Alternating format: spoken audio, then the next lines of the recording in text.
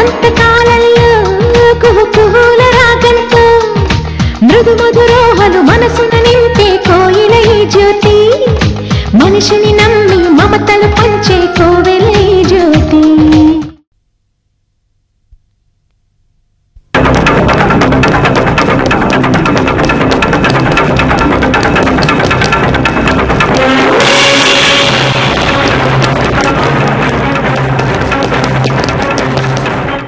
నేనంత చేతకాని వాళ్ళు అనుకోలేదు.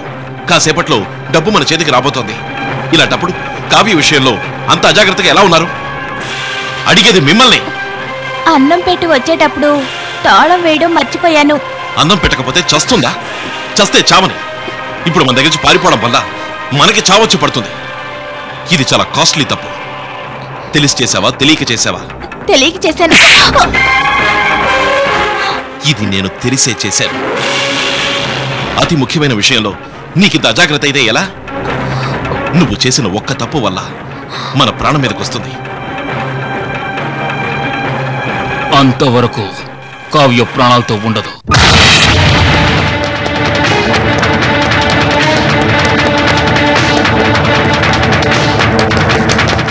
నీకు తెలీదు రాజు, ఇప్పుడు కావ్య తిన్నగా జ్యోతి ఇంటికి వెళితే మన ప్లాన్ మొత్తం పాడైపోతుంది. మనం జైలుకి వెళ్లాల్సి వస్తుంది. మనం జైలుకి వెళ్ళాం. అలా జరిగితే మంచిదే. ఇప్పుడు తప్పించుకుంటే అది దెబ్బతిన్న ఆడపులి. కావ్యను వెంటాడుతున్నది మామూలు మనుషులు కాదు, మనిషి రూపంలో ఉన్న మృగాలు. సరే, ఏ పనైనా సవ్యంగా చేయండి. పని పూర్తయ్యాక నా ఫోన్ కోసం వెయిట్ చేయండి. నేను ఫోన్ చేసిన వెంటనే రండి.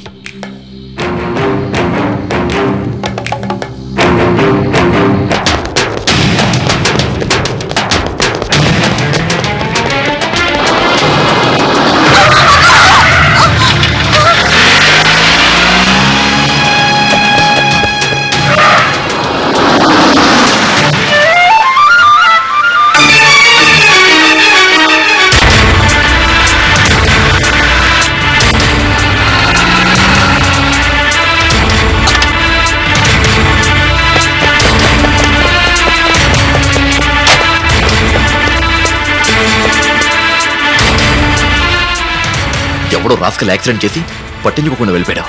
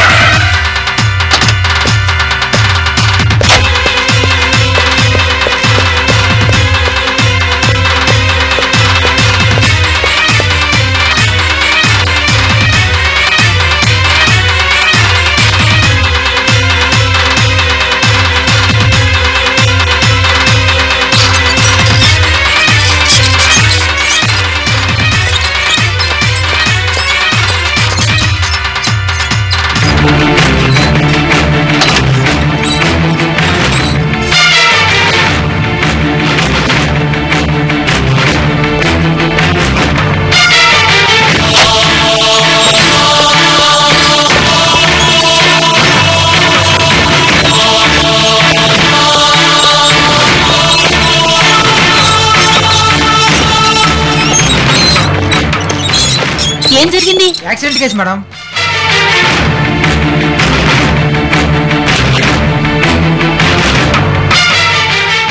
ఎమర్జెన్సీ వార్డుకి తీసుకెళ్ళండి. డ్యూటీ డాక్టర్ కి ఇన్ఫార్మ్ చేసి వస్తా. Okay madam.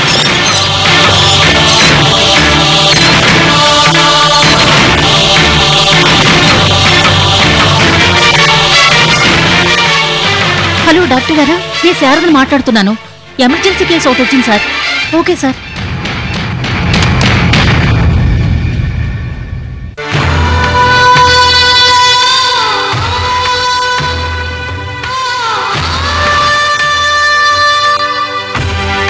డాక్టర్, పొజిషన్ ఎలా ఉంది? ఓ గంట వరకు స్పృహ రావడానికి అవకాశం లేదు. స్పృహ రాగానే నా కబురు పెట్టండి. Okay sir.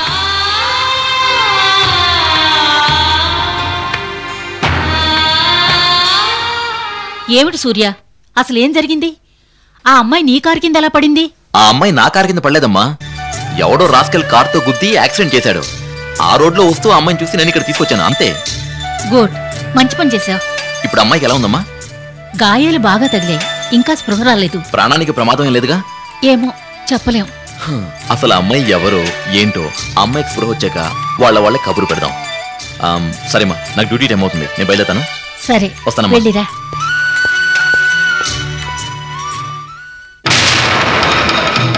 You are lucky.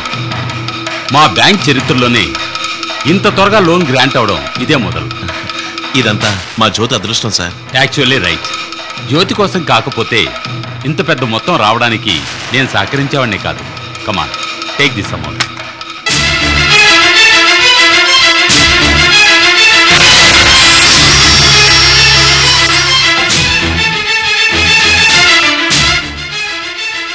Sir, చిన్న రిక్వెస్ట్, మీరు తప్పుగా అనుకోకపోతే జ్యోతి చేతుల మీదుగా ఈ అమౌంట్ తీసుకుంటాను. ఓఎస్, అలాగే. ఇదిగోమ్మా, నువ్వే ఇవ్వు.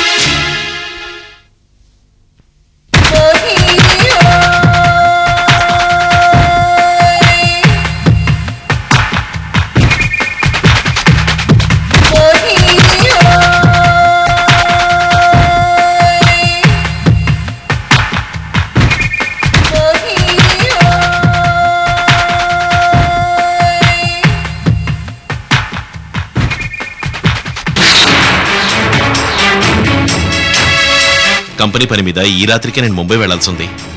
అయితే పదండి ఇంటికి వెళదాం. Sir, if you don't mind, నాకు పర్మిషన్ ఇస్తారా? ఓకే, దాందే ఉంది. నన్ను వద్దు జ్యోతి, ఎందుకు వర్కింగ్ అవర్స్ ని వేస్ట్ చేయడం? నేను ఇంటికెళ్ళి డబ్బు ఇంట్లో పెట్టి పనులన్నీ చూసుకుని సాయంత్రం ఇంటికి వస్తాను. నువ్వు బ్యాంక్ నుంచి రాగానే నేను ముంబై వెళ్తాను. Okay, see you sir. Okay, thank you very much.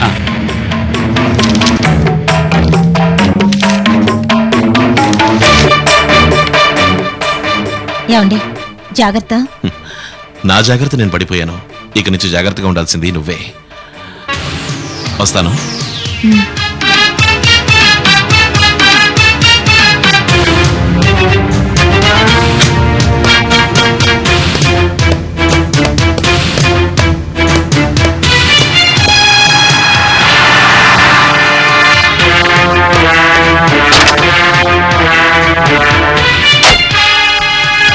సక్సెసా boss? Grand success. అవును, వీళ్ళెందుకు వచ్చారు? నీ సక్సెస్ లో మాకు భాగం ఉందిగా, అందుకే వాటా కోసం వచ్చాం.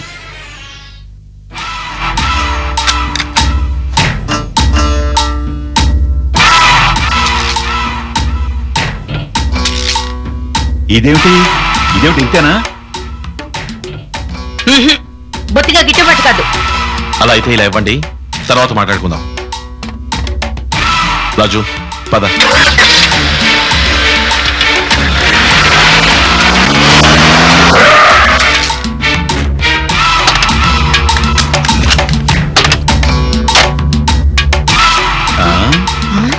ఇదేమిటి ఇక్కడ తీసుకొచ్చావు?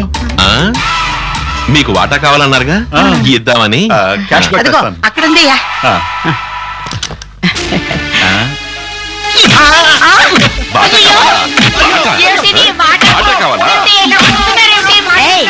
బ్యాంక్ నుంచి బయటకు వచ్చేలాగానే మీతో గొడవ ఎందుకులని ఇక్కడికి తీసుకొచ్చాను. ఇక్కడ మీరు ఎంత అరిచినా గోల పెట్టినా ఎవరికి వినిపించదు.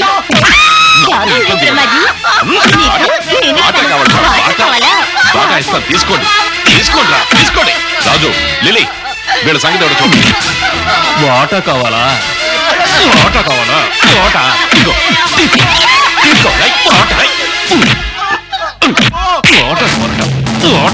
ఇప్పుడు చెప్పు, వాటా కావాలా? ఇవనా? చచ్చేటట్టు కొట్టారు. ఎందాక ఇస్తానన్న చెరో 10,000 ఇప్పించండి. అవును బాబు. ఇచ్చినప్పుడు తీసుకోకపోతే అడిగినప్పుడు దొరకదు. అది ఈ బ్రహ్మాజీ స్టైల్. నిన్ను కనకపోయినా కన్నవాళ్ళలా నటించాం కదా బాబు. ఓ, కన్నవాళ్ళలా నటించినందుక? సరే, ఇస్తాను. రండి, తీసుకుంటున్నా. రండి.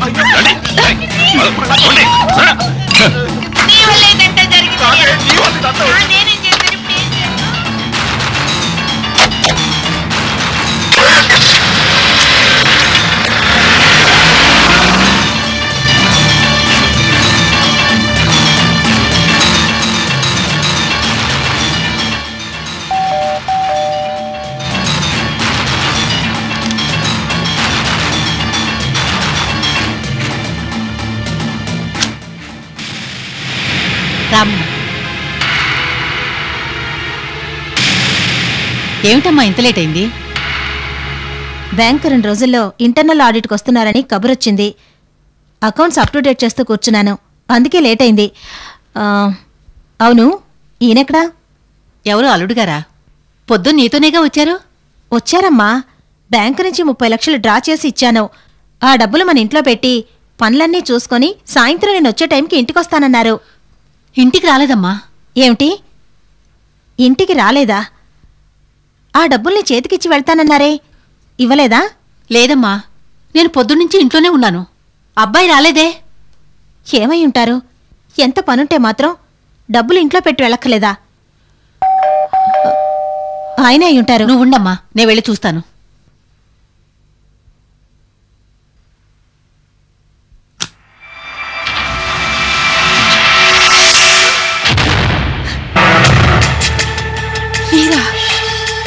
ఏమిటి, ఏం జరిగింది? లోపలికి రండి, రండి, కూర్చోండి, కూర్చోండి.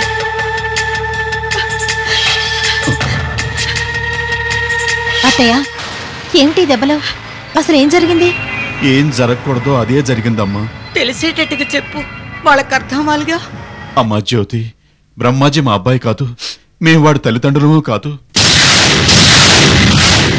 మేము సినిమాల్లో టీవీలో చిన్న చిన్న వేషాలు వేసేవాళ్ళం. పోటీ పెరిగి వేషాలు తగ్గిపోయాయి. డబ్బుకు ఆశపడి అతని తల్లిదండ్రులుగా నటించడానికి ఒప్పుకున్నాం.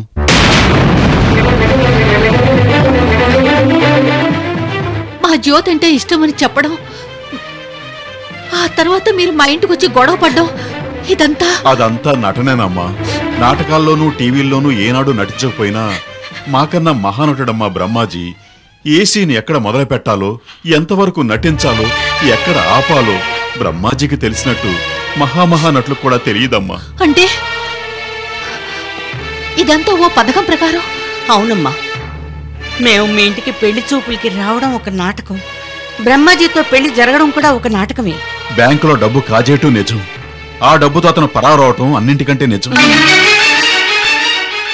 ఇంతకన్నా ఘోరమైన విషయం మరొకటి ఉందమ్మా. ఏంటది?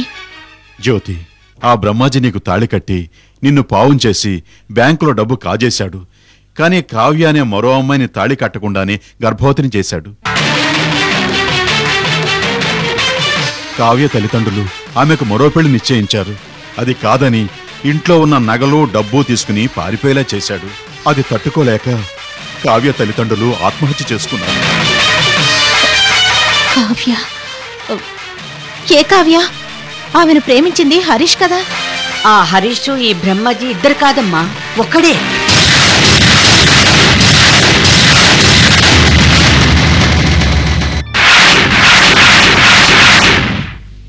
ఆమె తన విషయాలన్నీ నీకు ఎక్కడ చెప్పేస్తుందోనని కావ్యను గదిలో ఉంచి చిత్రహింసలు పెట్టాడు. అలాగా? కడుపుతో ఉందనే కనికరమైనా లేకుండా ఆ పిల్లని ఎన్నో బాధలు పెట్టాడు. ఆమె తప్పించుకొని ప్రాణాలు అరిచేతిలో పెట్టుకుని పారిపోయింది. వాడి మనుషులు చంపడానికి వెంటపడ్డారు. ఏ క్షణంలోనైనా ప్రాణాపాయం తప్పదు. ఈ నిజాలన్నీ మీతో చెప్పడానికి వచ్చాము. వస్తామమ్మా. వెళ్ళొస్తామమ్మా. వస్తామమ్మా. వెళ్తాము.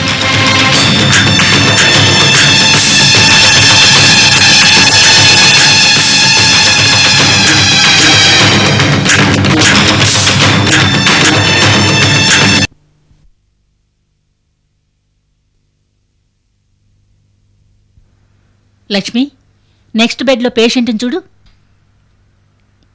ఎలా ఉందమ్మా? నిన్నే. ఎవరమ్మా నువ్వు? అసలు మీరంతా ఎవరు? ఇది గవర్నమెంట్ హాస్పిటల్. ఇక్కడ నేను హెడ్ నర్స్ని. నన్ను ఇక్కడికి ఎందుకు తీసుకొచ్చారు? నీకు యాక్సిడెంట్ జరిగింది, రోడ్డు మీద గాయాలతో పడున్నావు. ఇతను చూసి నిన్నిక్కడికి తీసుకొచ్చాడు. వెంటనే నీకు మెడికల్ ఎయిడ్ దొరకడం వల్ల ప్రాణాపాయం తప్పింది. అలాగా, థ్యాంక్ యూ. It's okay. నా పేరు సూర్య. మీ పేరు? నా పేరు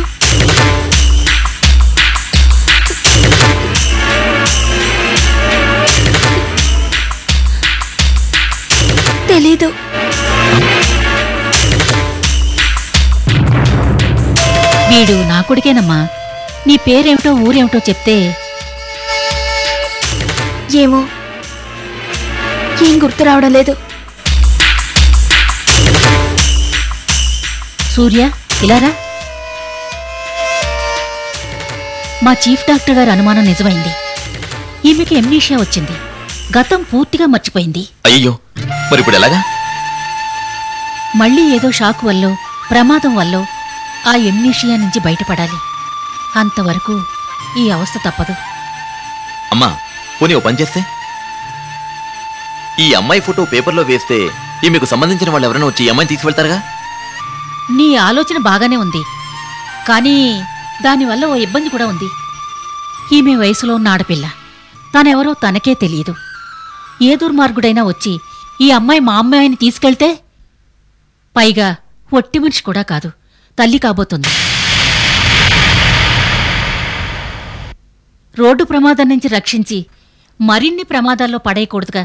నిజమే అనుకో, కానీ అంతవరకు ఈ అమ్మాయి హాస్పిటల్ నుంచి డిశ్చార్జ్ చేసి మనింటికి తీసుకెళ్దాం. మనింటిగా? అవునరా, తానెవరో తనకే తెలియని ఆడపిల్ల, పైగా ఒట్టి మనిషి కూడా కాదు. పాపం ఎక్కడికెళ్తుంది?